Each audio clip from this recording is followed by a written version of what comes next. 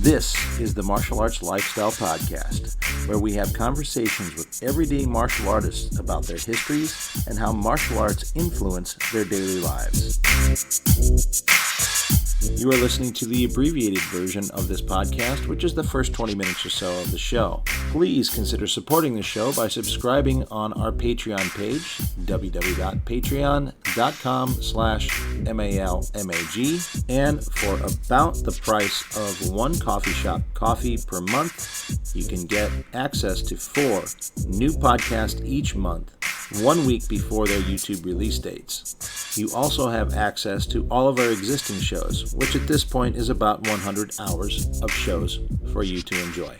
Individual shows can be purchased at our Gumroad page. That is malmag.gumroad.com.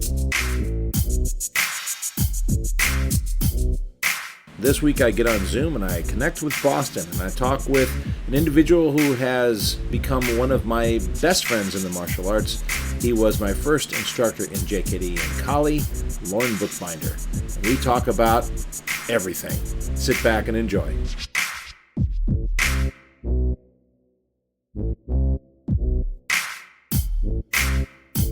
All right, welcome to the Martial Arts Lifestyle Podcast. And today I've got a show that's been in the making, in the brewing for a while as my guest sits here laughing on the other side of the video. Folks, you're in for a real treat because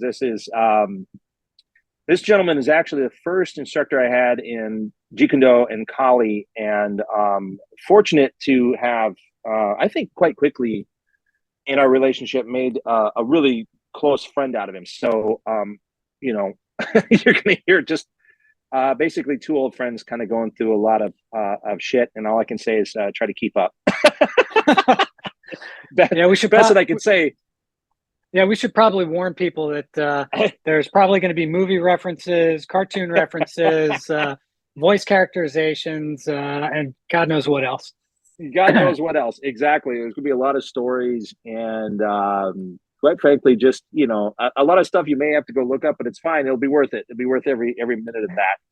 But anyway, I've been looking forward to this conversation for a long time. This is Loren Bookbinder. Welcome to the show. Hey, man. Good to see you. It's been way too long. Good to see you, too. Indeed. It's funny because, we take these long gaps because it's not like, you and I are very similar, and it's like we seem to put, I think, more irons in a fire than we can really handle. But yet somehow, I think both being trained as jugglers, I think you a little more so than me, we still attempt to juggle flaming chainsaws all the time.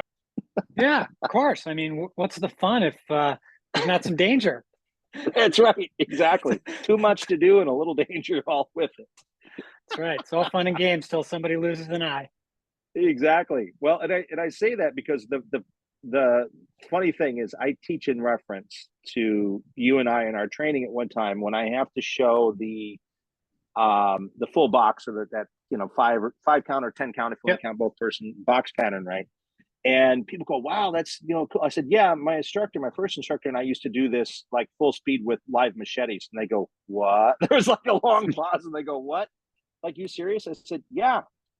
Would we do it now? Fuck no, but we did it back then. There's something to be said for youth and exuberance and stupidity. I mean, Exactly. Well, I think that was the fun part for me training with you is that our age difference really isn't that great. So we're essentially the same age. And I think that's what made a lot of it so much fun, was the fact that we're similar in age, we had similar music tastes, and our senses of humor were definitely like in lockstep. So it just made a lot of shorthand available, I should say. Shorthand available to where we could laugh at things quite quickly. Yeah, we were definitely on the same wavelength right away, and that made for good times, and it made for great training too, because there's a lot of stuff. I mean, as you know, and any of the listeners, who have been to seminars and various trainings with a variety of different people, where you don't always get to train with, someone that you're comfortable with. It's not always that you're gonna sync up with somebody in training, and when you have somebody that you know are on the same wavelength with in terms of training. And like you said, sense of humor, because you got to have a sense of humor when you're training. Oh, 100%.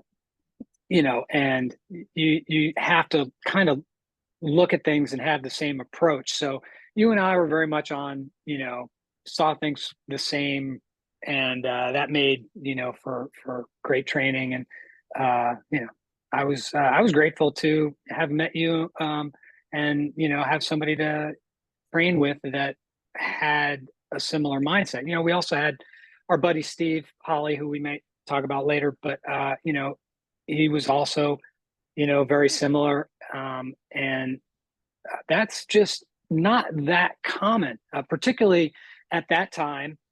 You know, when there weren't a million people training in martial arts back then. Right. You know, so finding good training partners, hard, not easy. You know, and you want to have a good time when you're training with people. So, you know, the fact that we could always laugh and we had other things to talk about than just martial arts. We talk about music. We could talk about current affairs or whatever else. You know, it just made for a great relationship all around. Exactly. Exactly. We're in a really good topic here, so I'll probably jump around a bit. We'll get to your history in a little bit, but I think this is a pretty good topic, especially. Yeah, I find it interesting. I know you're like, this is not interesting. I'm like, yes, it is. It's actually quite interesting. But this thing about training partner and seminars and things like that, and the reason I bring it up, because I've just launched another series, which I'll send you the link to, called Talking Heads, where I'm doing a panel with myself, Kurt Cornwell, Mike Yuski, and Michael Perez, and we released the first episode here just this last week, and it was I watched it. Oh, cool, yeah. And so our second episode, which will be out next month, is a seminar survival guide. So, because you know, we all a lot of us train that way, and we thought, okay, well, what's a best way to deal with that, you know? And like you said, one of the topics we covered is, you know, you go by yourself or something, and now you don't know what you're getting for a training partner. And you know, so we discussed some strategies, you know, to deal with that. And it's one of those things, especially in the position I'm at the academy right now, where I'm the guy who's standing there filming everything at the academy, because we film everything. So I'm watching people come in, and I'm trying to get people lined up. Sometimes they come in and I see one person standing in the corner just looking. I'm like, oh wow, they don't have a training partner. And so I'm trying to guess real quick by just how they're standing there, even like, okay, has this person got some experience in this thing or not? Who should I try to partner them with? Who's going to hate me for putting this person with them potentially? Because there's that. I try to team them up with somebody that I trust will be decent, you know, to them. But, you know, at the same time, I don't know what personality this person is. And they could be like a know-it-all or something's coming in. They're going to try to tell a 20-year instructor in the academy, well, no, it's like this. And you're like, dude, shut up and listen, you know, because you get those weird experiences. Like, I guess the funniest one that way was not a seminar, but it was a class. And so Rick Young from Scotland had come in, and I had gotten to know him pretty well by this time. So, you know, I'm happy to call him a friend. And so he just, for the hell of it, jumps in Atticus Todd's JKD level 1 class to take it, which is, you know, complimentary to Atticus. But I know Rick's like, screw it, I'm here, I want to train. So he jumps in class, and he ends up partnering with this guy who's like a JKD only guy at the academy. So he shows up, you know, just for that class. And nothing wrong with that. It's just that those people generally don't kind of understand the population in general and some of the players. And so this guy's partnering with him, and I see him trying to teach or tell Rick how to do a Paksao. Now, Rick's a wonderful, patient guy, and he takes a bathroom break real quick. And I run over to this guy and I said, just so you know, that definitive series in there, a guru? He goes, yeah. I said, this guy is assisting him in that. He goes, oh. I said, yeah, let him teach you the Paksao. Let him teach you the Paksao. Yeah, we've all seen that a few times, haven't we? Yeah, indeed. Yeah, I don't envy you that you know, position of having to, you know, be there and sort that stuff out. But you know, it's definitely a dilemma for sure. So it's great that you're putting out another podcast with some tips for people on that, because, you know, a lot of people don't show up to a seminar, with a training partner, and that's the situation I was in many times. And you just don't know what you're going to get, and it can go real wrong. Right, right. Like I remember one particular time, and I don't know whether it was a training partner injured you or just something weird, but I remember you telling me back when you had gone to like a Shudo thing with Eric and Chad.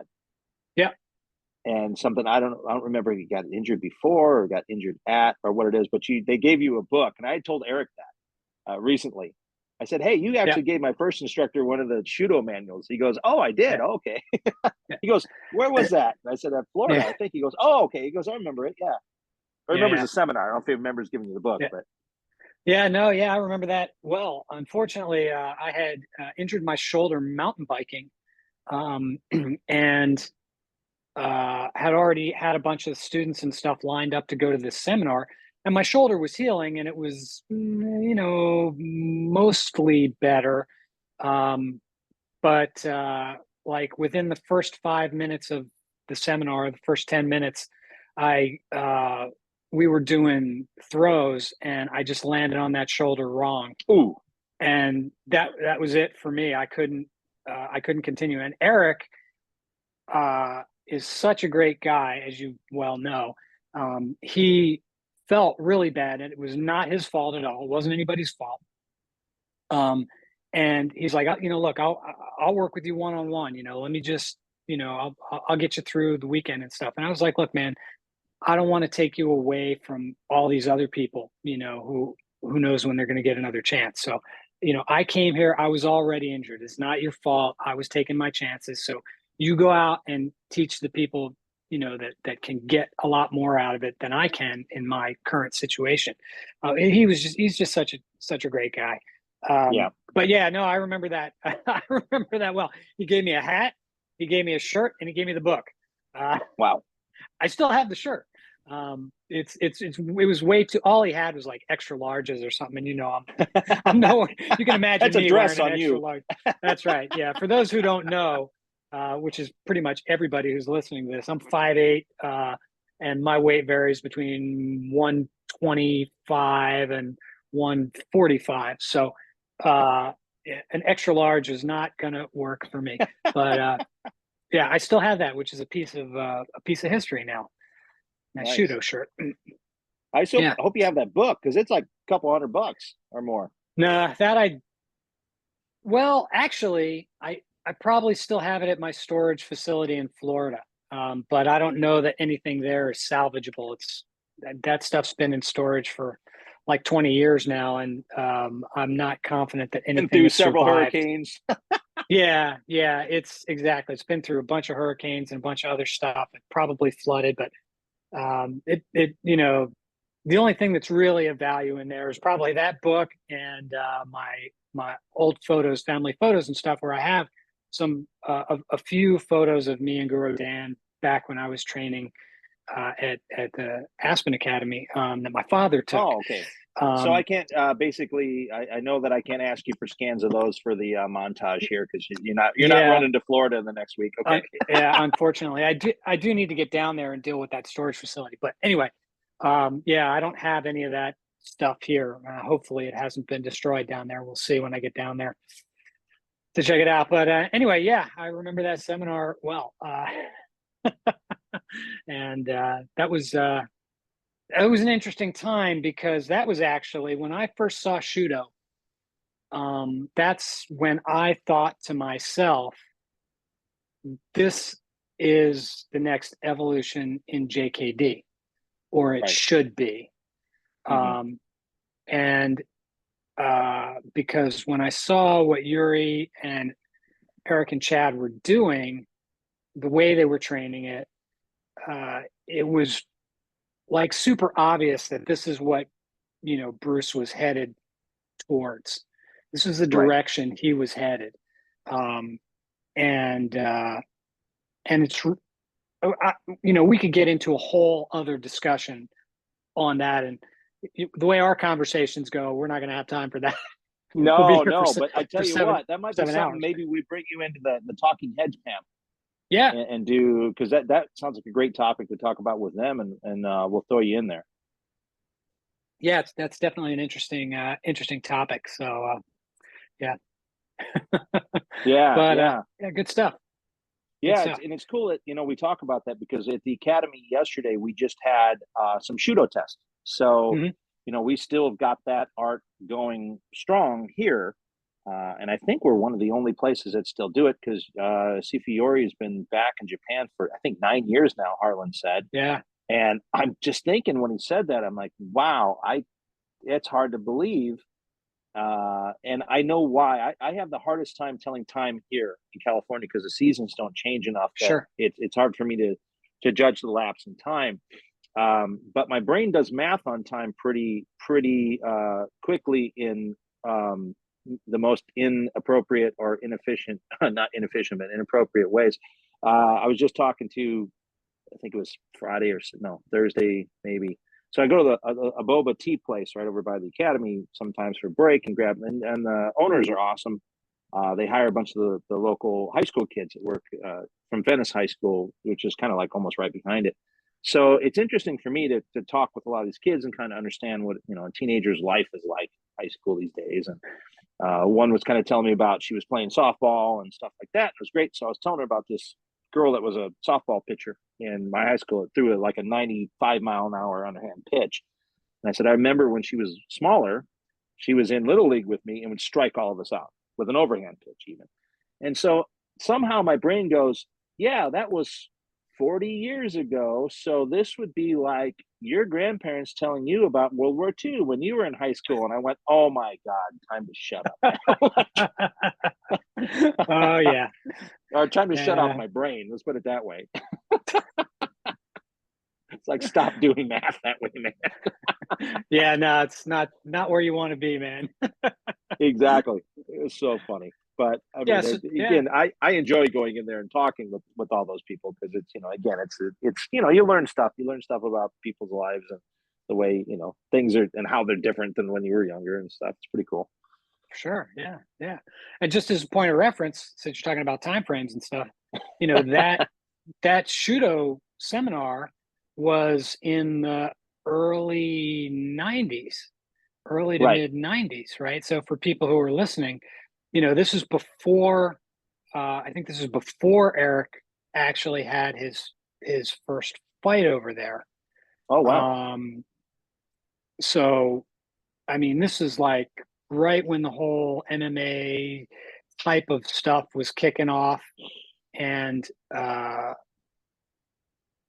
nobody knew what the hell Shudo was, you Right. know, and nobody knew who Eric was. Chad was a long, long way from making movies at that Right. point, because Chad was there at the seminar teaching with Eric. And none of us knew what any of this would become. MMA,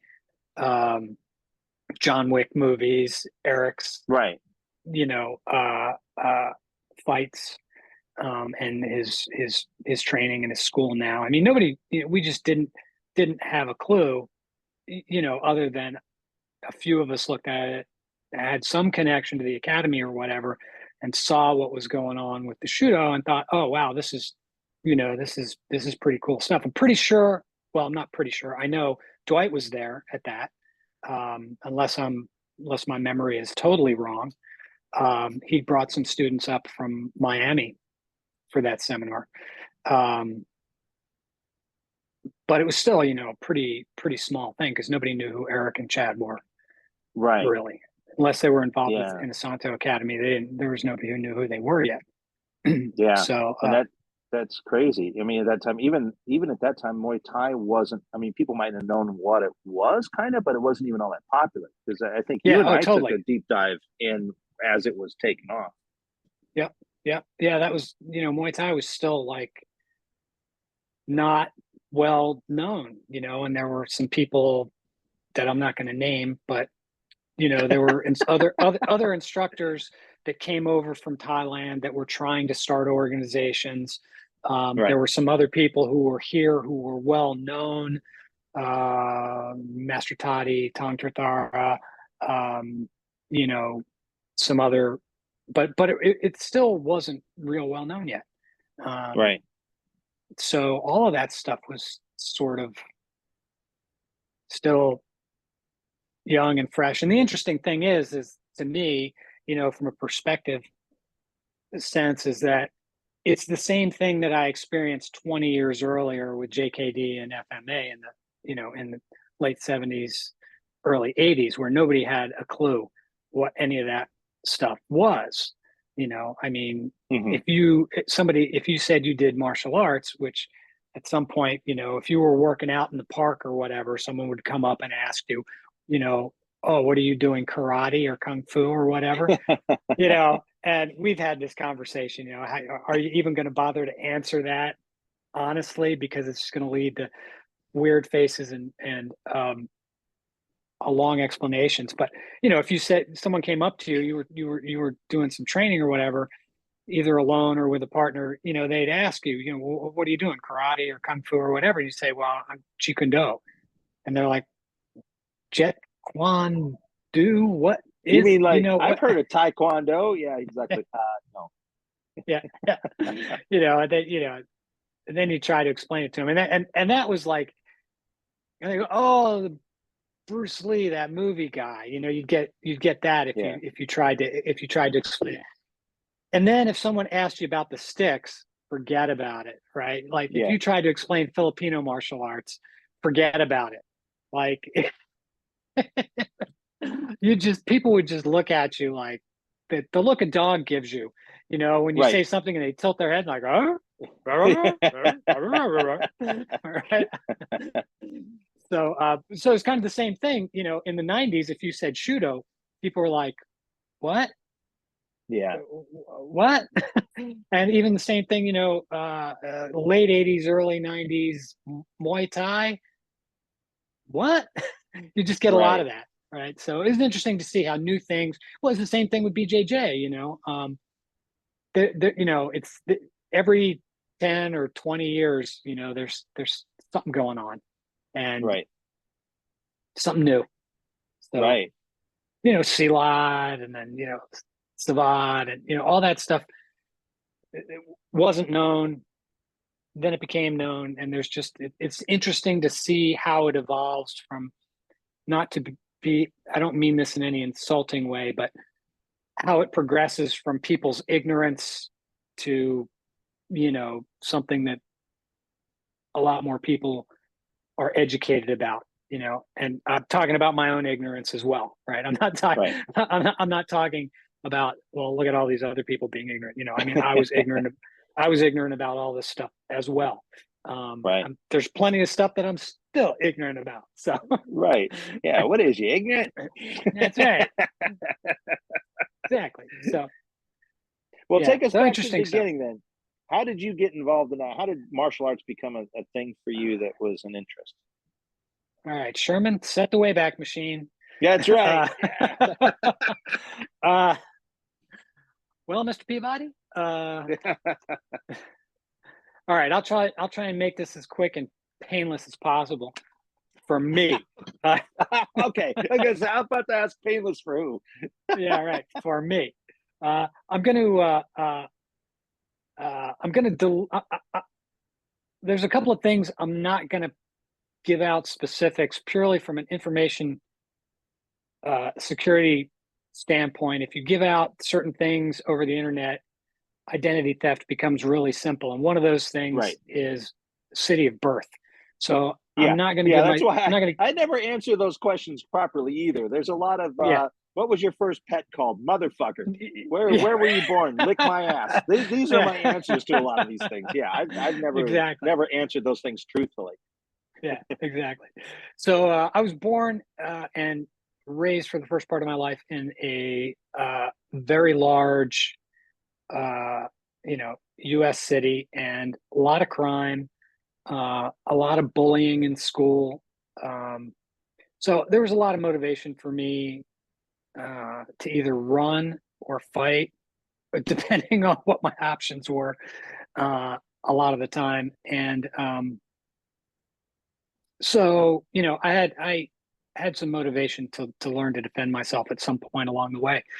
Fortunately, my father had fenced in high school, and he also studied Shotokan karate.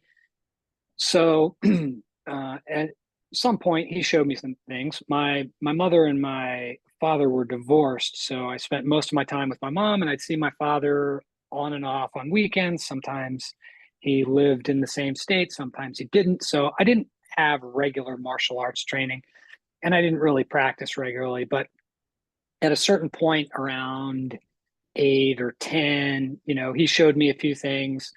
And that helped out occasionally a little bit in some of the scuffles that I got into. And there was, like I said, a lot. And this concludes the abbreviated version of the podcast. Please consider supporting the program by going to www.patreon.com/MALMAG and subscribing to the show. You can also purchase this individual episode or any individual episode at our Gumroad page. That's malmag.gumroad.com. Thank you for listening to this episode with Loren Bookbinder. Coming up next week, I connect to Seattle, Washington, and I talk with a fascinating young man, Ryan Teal. Our Malmag online store at martialartslifestylemagazine.com has a full selection of Timmy B's brand sticks for FMA and Krabiker Bong. Timmy B's brand now selling in Japan as well. Beautiful Timmy B's brand shirts and Dos Manos shirts are available, with new t-shirt designs and more products coming soon. An online course in the Dos Manos method for FMA is available under the Courses tab. More courses coming soon. Check out the Places to Train tab to find schools near you, and click on the events calendar page to see what seminars and events are happening all around the world. And of course, visit our main page for articles on the martial arts. Music by Jackal Relic. Martial Arts Lifestyle Magazine and the Martial Arts Lifestyle Podcast are trademarked and copyrighted by TNT LLC.